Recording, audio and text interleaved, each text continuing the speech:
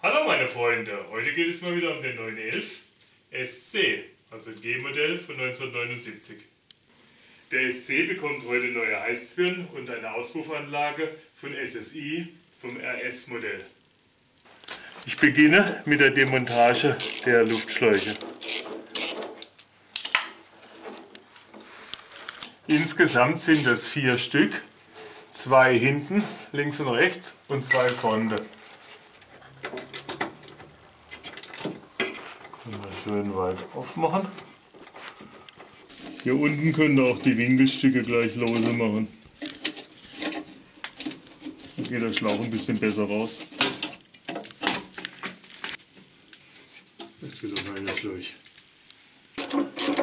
Vorne sind die Schläuche ziemlich weit oben, aber man kommt dran, direkt über der Antriebswelle.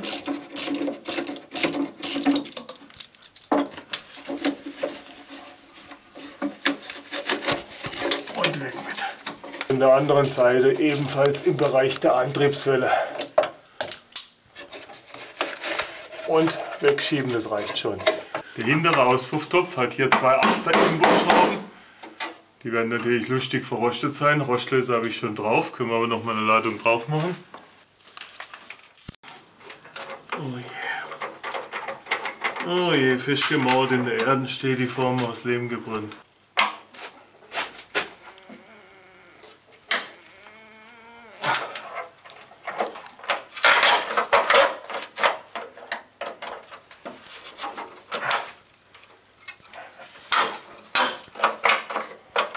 Irgendwann sind die Dinger dann lose. Jetzt lassen wir sie so hängen, bis wir die am Krümmer los haben.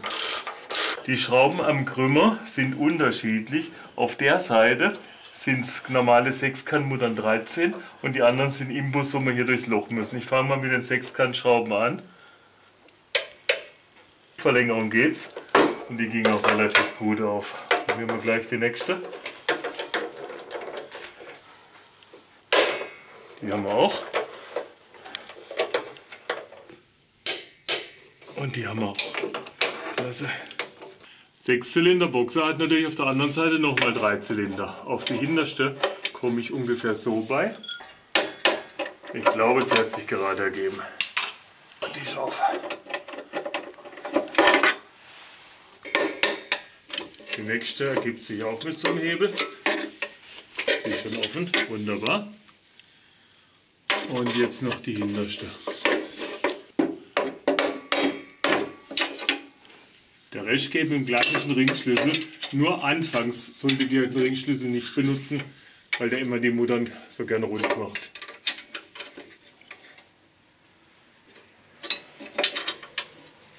Auf der anderen Seite sind diese lustigen Imbusmuttern. Da müsst ihr so drauf, mit einer ganz langen Verlängerung geht's. Gefühlvoll probieren. Und natürlich auch wieder auf jeder Seite 3 Stück, aber zu jeder Schraube gibt es hier ein Loch. Auf der anderen Seite sind es natürlich auch nochmal 3 Stück. So, die Imbusteile mache ich dann gleich mal ganz raus. Da kann ja noch nichts passieren, wir haben ja noch die Muttern auf der anderen Seite. Okay, und dann kommt diese komische Mutter hier raus. So sieht die aus.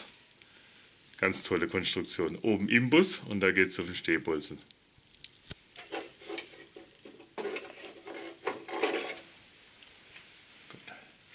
Wenn ihr die ganze Auspuffanlage alleine ausbaut, ist es sinnvoll, die erstmal zu unterstützen. Zum Glück reichen die Böcke gerade noch so. Jetzt kann sie hier nicht mehr runterfallen.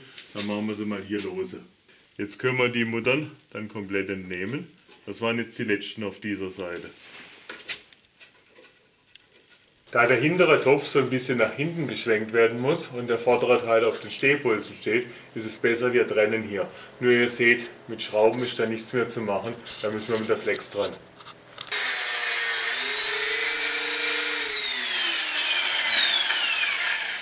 Jetzt habe ich hier mal getrennt, dann können wir den Endtopf abbauen.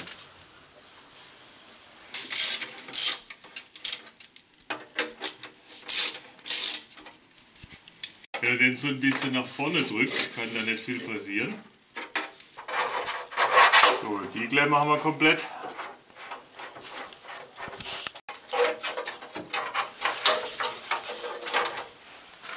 So, und jetzt mal ein bisschen anlupfen, genau, und dann springt er runter. Jetzt habe ich den von den Stehbolzen mal runtergenommen, jetzt müssen nur noch die Auflagen raus. Eine. Und dann könnt ihr dann vorsichtig abnehmen. Aufpassen, das Ding ist sauschwer. Für die SSI-Anlage muss diese Ölleitung anders verlegt werden, weil hier kommt die ganze Heizbirne hin, dann muss die Leitung hier vorne verlegt werden. Um die Ölleitungen wegzumachen, müssen wir aber jetzt erstmal das Öl ablassen, sonst kommt uns ja alles entgegen. Hier hat sie Schlüsselgröße 17 am Kurbelgehäuse. Da gibt es ja immer wieder Spezialisten, die meinen, sowas müsste man wie eine Radschraube zuziehen. Und sie ist offen. Die am Öltank machen wir auch gleich auf.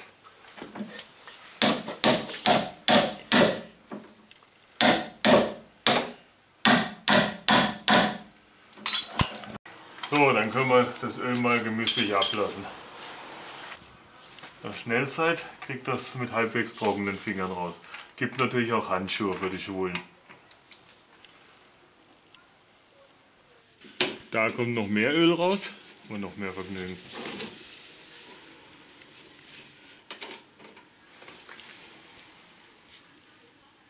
Bei der alten Schraube machen wir mal den ganzen Dreck weg, nicht besonders viel dran. Dann kommt die alte Dichtung raus. Da hinten den Sitzgut reinigen, weil da ist der Magnet für die Späne.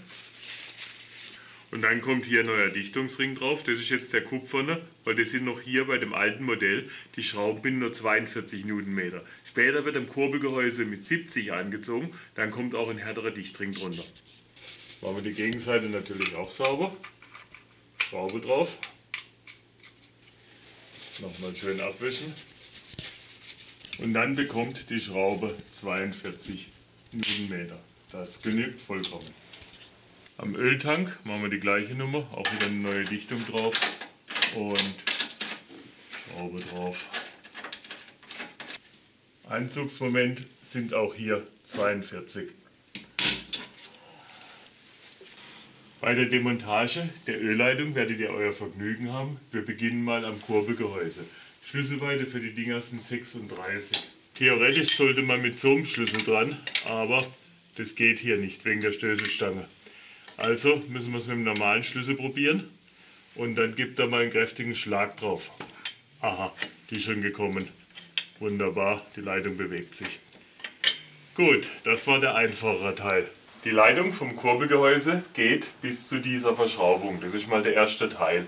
Wir machen sie hier mal auf. Gewaltig ist das Schloss aus Kraft, wenn er mit einem Hebel schafft. Hier haben wir 30, hier haben wir 36. Ah. Und oben ist sie. So, dann machen wir mal auf.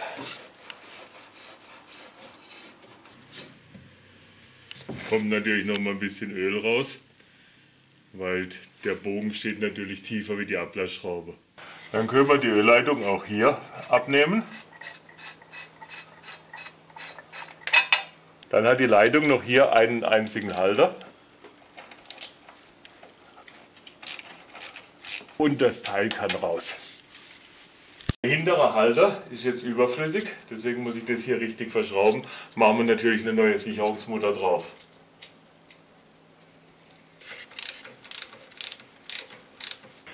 Die Mutter bekommt 8 Newtonmeter und das war's schon. Okay.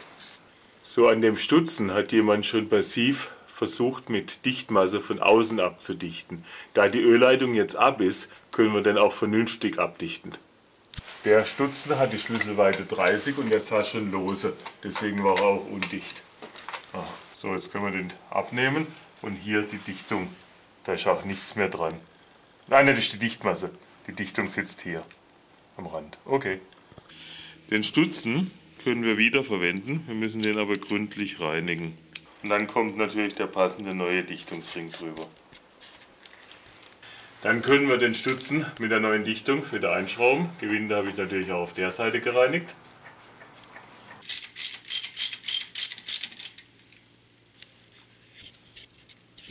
Der Stutzen wird mit 120 Newtonmeter festgezogen und 120. Die Ölleitung geht bis hier zum Ölthermostatgehäuse. Die hintere Verschraubung kommt dann nur mit Gewalt und langen Hebeln bei.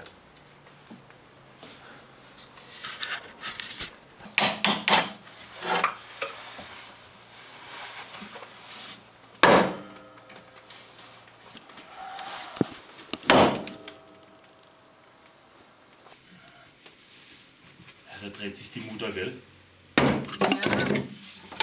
Stück für Stück bewegt sich die Mutter. Nee. Zeit geht es dann auch einfacher. Irgendwann geht es dann ganz leicht. Und wir sind kurz vor Ende. Das brauche ich auch nicht mehr so kompliziert umsetzen. Jetzt schaffe ich schon die 60 Grad mit einem Ansatz. Das geht so dann gleich per Hand runter. Und wir haben sie. Wenn die Leitung schon mal weg ist, dann können wir sie natürlich auch komplett entnehmen. Die neue kommt ja ganz anders dran. Am besten fahrt ihr die nach hinten aus. Die neue Ölleitung wird hier befestigt, also müssen wir erstmal das Schräubchen rausmachen. Die Mutter ist mit dem Blech verschweißt, also müsst ihr die Schraube rausmachen. So. Die neue Ölleitung kommt jetzt hier so drauf und der Bogen läuft hier ums Kurbelgehäuse. So kommt die jetzt dahin. Die setzen wir einfach nur mal locker auf. Dann kommt die kleine Schraube da oben rein. Okay. Alles mal schön locker lassen, bis wir die andere Leitung auch drin haben. Die neue Leitung kommt jetzt hier so drauf. Und dann könnt ihr die Mutter wieder langsam da drauf quälen.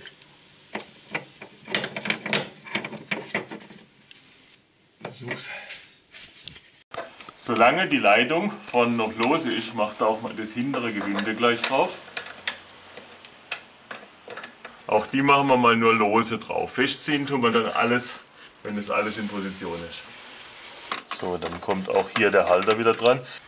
Mühsam ernährt sich das Eichhörnchen. Ich komme immer gerade so 60 Grad weiter der Position.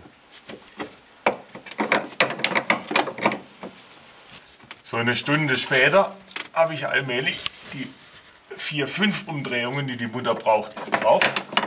Einen Drehmoment habe ich für die Schrauben nicht gefunden, also muss es mit Gefühl gehen. So ungefähr Armlänge reicht vollkommen aus. Die haben eher die Tendenz, fester zu werden als lockerer. Jetzt arbeiten wir uns von hier aus Verschraubung an der Leitung entlang. Können wir den Halter festmachen. Beim Anziehen von der Leitung müsst ihr darauf achten, dass sie weder oben noch hier ansteht. Also ausmitteln und dann anziehen.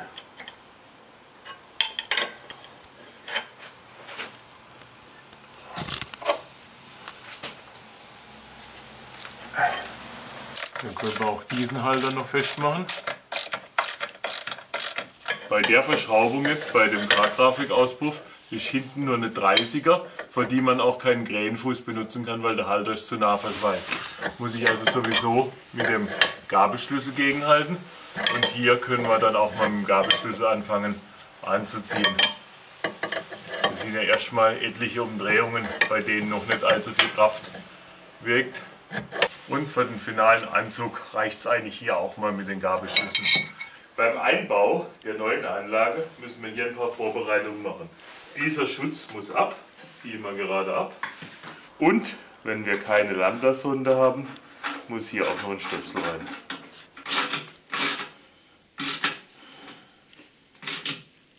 Ungefähr reicht, muss ja nur dicht werden. Die neue Anlage wird an diesen 2 Schrauben befestigt, also müssen wir die auch noch entfernen. Und auf der anderen Seite auch. Die Schrauben sind relativ kurz, das heißt wir müssen die verlängern, weil da kommt eine Lasche und ich würde auch noch eine zusätzliche große U-Scheibe drunter machen. Die neuen SSI-Auspuffe sind hier wesentlich länger, also die Heizabgänge. Da müssen wir den Schlauch ungefähr so ein Stück kürzen, sonst haben wir da keinen Platz. Ich demontiere den Schlauch mal oben.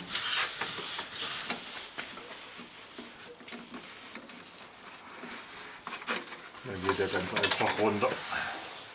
Ich nehme hier gerade so ein Stück ab. Als Leere zum Schneiden kann ich gerade eine Schlauchschelle nehmen.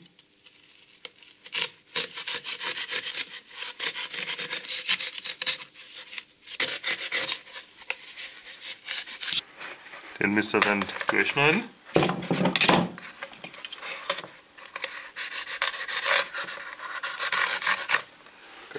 Damit der nicht zwickt, schiebt er den ein bisschen zurück.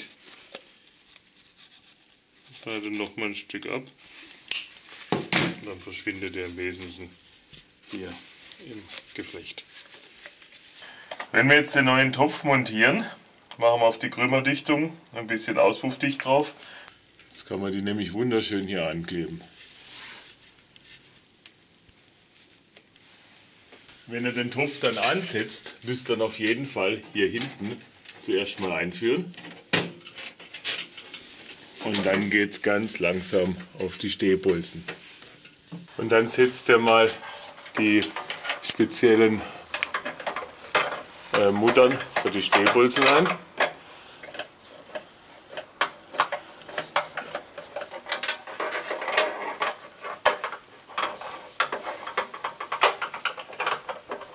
Und die könnt ihr schon mal leidlich hochziehen.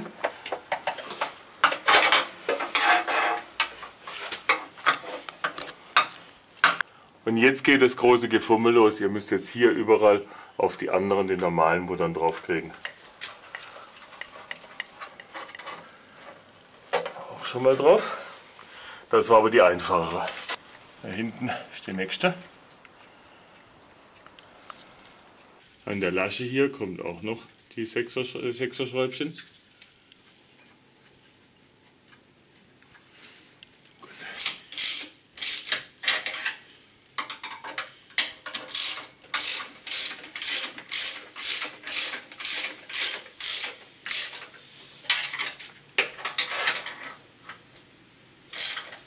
Jetzt müsst ihr die so der Reihe nach alle gefühlvoll festziehen. Für die verbeugenden Muttern gibt es so einen tollen Schlüssel.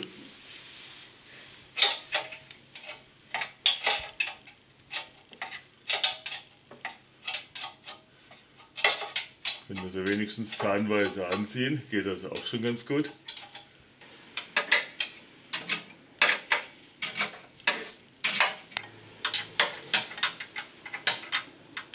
Die Imbusmuttern könnt ihr mit dem Drehmomentschlüssel anziehen, die kriegen 25.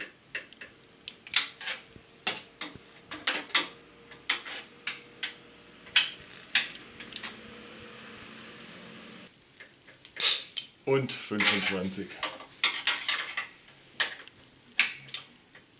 25 für die zweite. Und 25 für die dritte. Bei denen ist natürlich Drehmoment eine lustige Geschichte. Müsst ihr nach Gefühl machen. Dann machen wir die Schellen wieder zu von den Luftschläuchen. Das reicht, ist ja nur Luft.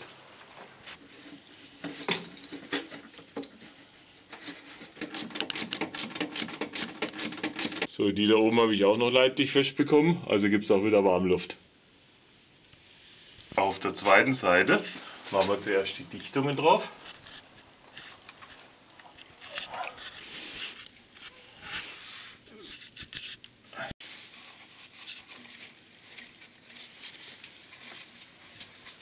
Dann kann auch der zweite Teil auf die andere Seite des Motors.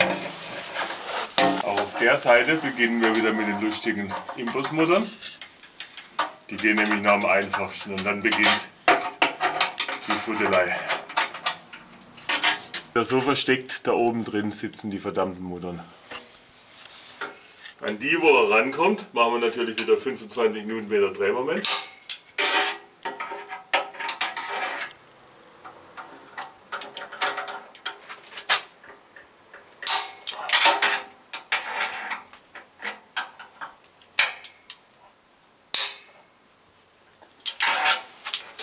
Und hier gibt es Drehmoment nach Gefühl.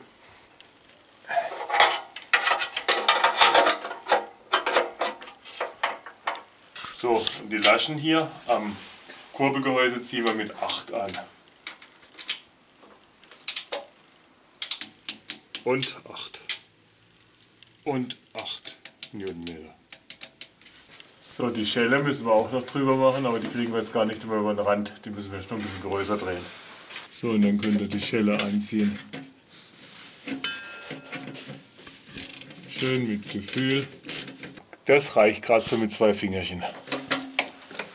Hinten links stehen die Stutzen unter solch einem wieder natürlichen Winkel, dass wir nur mit ganz flexiblem Schlauch was machen können. So ungefähr die Hälfte könnte ich drauf bekommen, also müssen wir den halbieren. Die Klemmen setze ich auch gleich drauf und jetzt kommt die Frage, ob man drauf bekommt.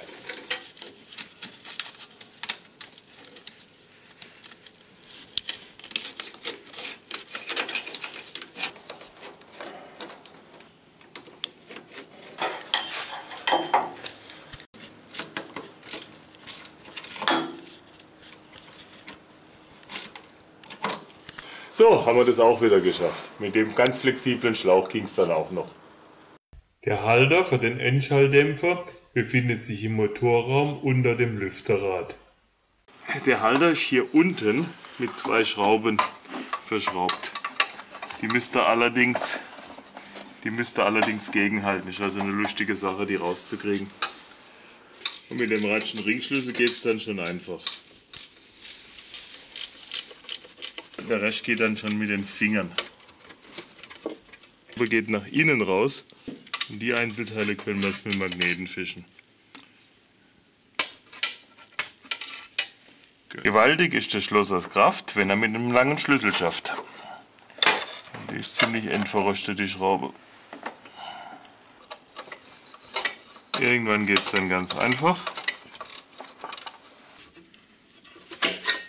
Und ich habe das Teil. Gut. Lustigerweise wird der neue Halter gar nicht wie der alte montiert. Wenn man sich das nämlich jetzt anschaut, sieht es komplett anders aus. Da würde weder die Höhe stimmen, noch der Abstand der Bohrungen. Der neue Halter wird nämlich so rum montiert. Das heißt, wir müssen die 2 Muttern lösen. Eine. Und die zweite, die haben 15er Schlüsselweite.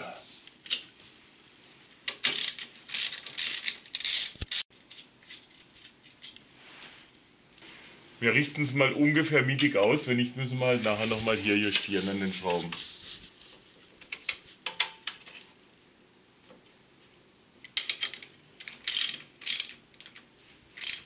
Beim Endtopf müssen wir jetzt zuerst die Bänder installieren und zwar müsst ihr hier achten, hier ist gar kein Gewinde, nur hier ist ein Gewinde. Die Gewindeseite kommt nach oben, dann kommt das Teil hier so drüber, dass das am vorderen Teil steht. Machen wir mal eine Schraube rein, gerade so tief, dass es im Gewinde steht. Jetzt können wir dieses Band hier hin und her schieben. Wir schieben das jetzt so weit, dass es frei ist von dieser Stelle. Mit dem zweiten Band die gleiche Geschichte und wir schieben es außerhalb von diesem Bereich. Leider kommen wir jetzt hier nicht rein, das heißt wir müssen den unteren Teil der Stoßstange noch demontieren, um mit dem Auspuff überhaupt ins Auto zu kommen. Wenn ihr die Schrauben mal alle habt, könnt ihr das Teil nach innen nehmen, jetzt haben wir mehr Platz. So, jetzt hängt der Auspuff mal so weit in den Halterung, jetzt müssen wir versuchen das so hinzubekommen, dass alle Rohre passen. Die Verbindung zwischen dem Endtopf und den Krümmern erfolgt mit dieser Verschraubung, also ein kurzes Stück Rohr. Und hier, der längere Stück kommt nach hinten, der kürzere nach hier. Jetzt hat man hier auch noch ein bisschen Flexibilität. Über das Ganze kommt so eine Schelle. Und das wird hier aufgesteckt. Da kommt nachher noch eine Dichtung rein, aber zum Ausrichten machen wir jetzt nochmal so Schrauben rein. Auf der anderen Seite die gleiche Nummer. Erstmal die flache kleine Schelle, die kommt innen, dann kommt das kurze Verbindungsstück. Damit kann man auch ein bisschen noch den Abstand einrichten. Dann kommt der Dichtring rein, die große Schelle drüber, dass er gut nachher beikommt. Setzen wir also so hin. Und dann kommt hier erstmal das Auspuffrohr drüber. Machen wir die Schelle ein bisschen fest, dass nicht alles runterfällt. So, und jetzt müsste ich hier noch reinkommen. So halbwegs passt die Geschichte jetzt. Können wir mal anfangen, die Flansche alle ein bisschen zuzudrehen. So kriegt das alles allmählich Gesicht.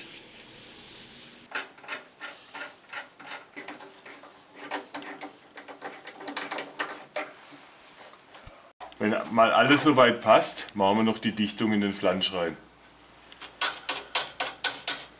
Dann können wir mal von den Flanschen aus starten. Also die sollten hier bündig sitzen, deswegen ziehen wir diese Verschraubungen mal zuerst leidlich an.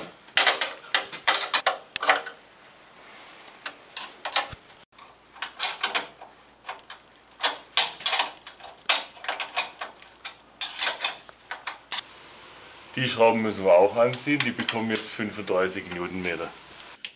Und 35 für die linke, für die rechte und die andere auch 35. Am Flansch bekommen sie nur 16 Newtonmeter, weil wir haben VA-Schrauben benutzt. Und die ist gut.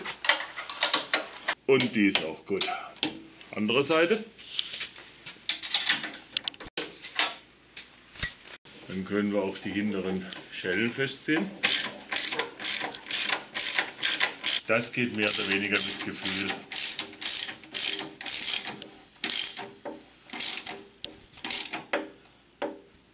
Und zum Schluss machen wir diese Verbindung fest, weil beim Anziehen von den anderen hatte die ja noch eine gewisse Flexibilität.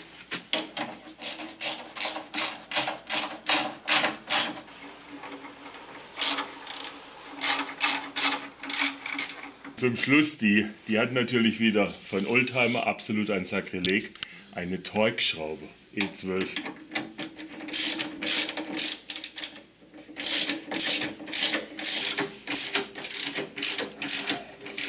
So, jetzt kann auch diese Verkleidung wieder drauf. Die fädelt er hier unter den Hörnern so ein, dass sie passt. Könnt ihr ungefähr die Schrauben fluchten. Macht er die Schrauben rein. Schraube für Schraube kommt rein und dann sind wir auch schon fast fertig. Dann ziehen wir alle da rein handfest an und gut ist. Jetzt kommt noch das Sahnestückchen, nämlich der Teil, den der normale Autofahrer von Porsche zu sehen bekommt. Der Auspuff. Erst die Schelle. Dann müssen wir den ganz vorsichtig hier drüber fädeln.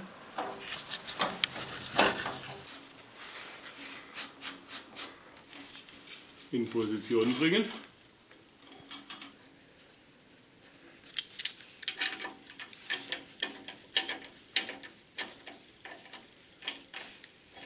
Und am Auto sind wir damit soweit fertig. Wenn wir jetzt schon das Öl draußen haben, wechseln wir natürlich den Ölfilter. Der sitzt hier oben am Tank. Hier ist es ein bisschen schwierig, weil die Klimaanlage im Weg ist. Wenn wir jetzt den Ölfilter lose schrauben, haben wir das Problem, dass das ganze Öl rausläuft. Deswegen stopfen wir erstmal gut Papier unten rein. Zum Lösen des Ölfilters empfehle ich euch die klassische Ölfilterkette. Den hat eh wieder irgendein Halk reingedreht.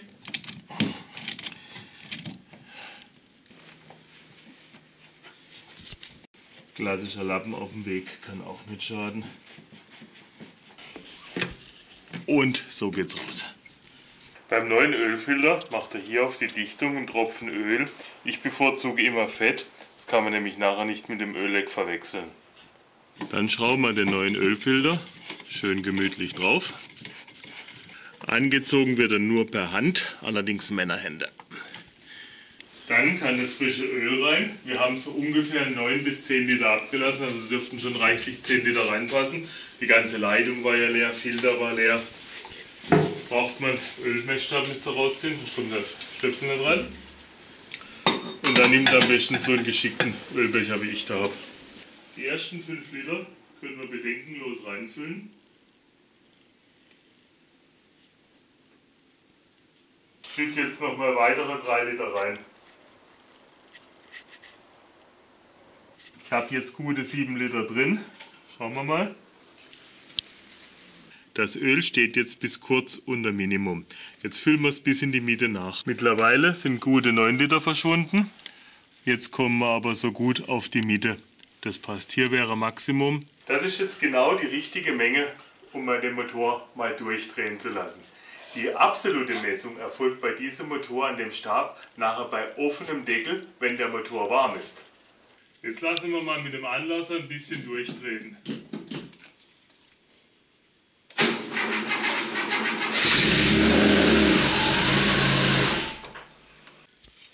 Allein dieser kurze Moment hat schon genügt und das Öl ist wieder unter Minimum. Jetzt schütten wir erstmal eine Ladung nach.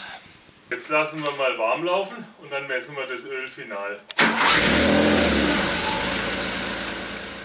Der Öldruck ist soweit gut, aber wir haben auf jeden Fall noch zu wenig Öl drin. Jetzt ist der Öldruck nochmal deutlich abgesunken. Das heißt, das Thermostat hat aufgemacht und er hat die leere Leitung gesehen. Schauen wir mal am Stab. Leer. Also nachfüllen. So, 2 Liter später schauen wir nochmal auf den Stab. Jetzt sind wir wieder über Minimalbereich. Jetzt machen wir ihn erstmal warm und schauen, wo wir final landen. Mittlerweile ist das Auto warm. Jetzt messen wir mal den Ölstand am warmen Fahrzeug. Bei Leerlauf.